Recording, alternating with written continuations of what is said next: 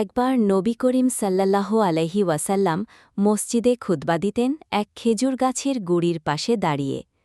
মানুষের সংখ্যা বেড়ে গেলে সাহাবীরা পরামর্শ দিলেন, ইয়া রাসূল আল্লাহ সাল্লাল্লাহু আলাইহি ওয়াসাল্লাম, আমরা আপনার জন্য একটি মিম্বর তৈরি করি, যাতে আপনি আরাম করে খুতবা দিতে পারেন।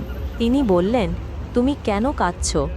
তখন গাছের গুড়িটি বলল, হে আল্লাহর রাসূল, আপনি এর আগে আমার ওপর বসেই খুতবা দিতেন। এখন নতুন মিম্বর তৈরি হওয়ায় আপনি আমাকে ছেড়ে চলে গেলেন, তাই আমার কান্না পাচ্ছে। নবীজি তখন গুড়িটিকে সান্ত্বনা দিলেন এবং বললেন, তুমি কি চাও যে আমি তোমাকে জান্নাতে একটি গাছ হিসাবে আবার প্রতিস্থাপন করি, যেখানে তুমি সতেজ থাকবে? তখন গুড়িটি শান্ত হল। এই ঘটনাটি নবীজির প্রতি গাছের ভালোবাসার এক অসাধারণ নিদর্শন। এতে বোঝা যায় যে শুধু মানুষ নয়, প্রকৃতির মধ্যেও তার প্রতি গভীর শ্রদ্ধা ও ভালোবাসা ছিল। তিনি বললেন, তুমি কেন কাঁদছ?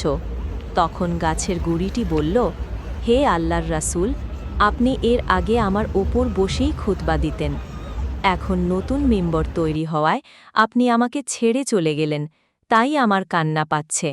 নবীজি তখন গুড়িটিকে সান্ত্বনা দিলেন এবং বললেন, তুমি কি চাও যে আমি তোমাকে জান্নাতে একটি গাছ হিসাবে আবার প্রতিস্থাপন করি, যেখানে তুমি সতেজ থাকবে? তখন গুড়িটি শান্ত হল। এই ঘটনাটি নবীজির প্রতি গাছের ভালোবাসার এক অসাধারণ নিদর্শন। এতে বোঝা যায় যে শুধু মানুষ নয়, প্রকৃতির মধ্যেও তার প্রতি গভীর শ্রদ্ধা ও ভালোবাসা ছিল।